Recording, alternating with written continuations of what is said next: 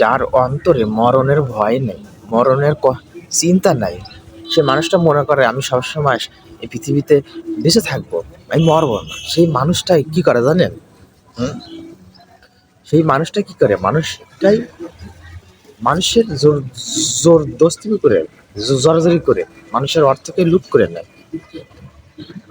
সাম্প্রতিক কিছু সময়ের জন্য চুয়াডাঙ্গাতে একটা ঘটনা দেখলাম। মসজিদের অক্ষ করা জমি, শ্রমিক লীগের নেতা জমিটা তার নামে লিখে নিয়েছে।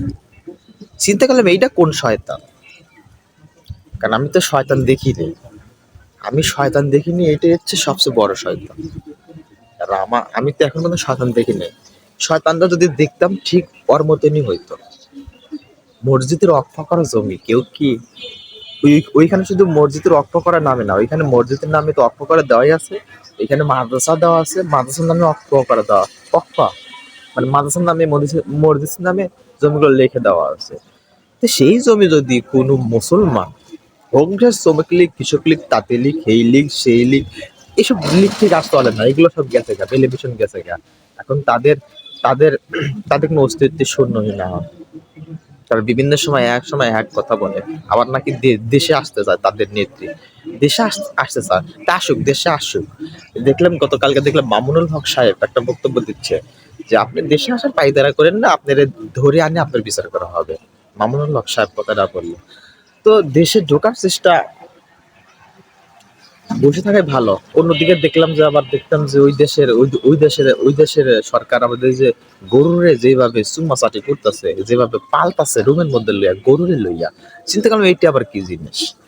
এত সুন্দর জিনিস দেওয়ার পরে যারা গরু পালে, তারা আর কি যেই সুন্দর জিনিস তাদেরকে দিয়ে দিলাম। আচ্ছা যাই হোক, সেদিকে যাচ্ছে না, কথা অনেক দূরে চলে গেছে। কথা এবার পয়েন্টে আসে। হোক যে কোনো লীগ হতে পারে, কিন্তু তার ভিতরে যদি মরণের ভয় থাকে, সে কখনো মসজিদ, মাদ্রাসা, ইতিমখানা সম্পদ কখনো কি ভেঙে লুটপাট করে খাবে? আমার প্রশ্ন একটা। কত বড় মানুষ, যত বড় খারাপই হোক, মসজিদ, মাদ্রাসা, ইতিমখানা, এগুলোকে মানুষ কিন্তু একটা সম্মানের একটা জায়গা, সম্মান করে, সম্মানের জায়গা। কিন্তু সেই জায়গাগুলো এখন তাদের নামে লিখে নিচ্ছে। চুয়াডাঙ্গার ঘটনা বলতেছি ভাই, আমি কোনো গল্প কাহিনী বলতেছি না, ঠিক আছে? চুয়াডাঙ্গার এই ঘটনাটা ঘটেছে।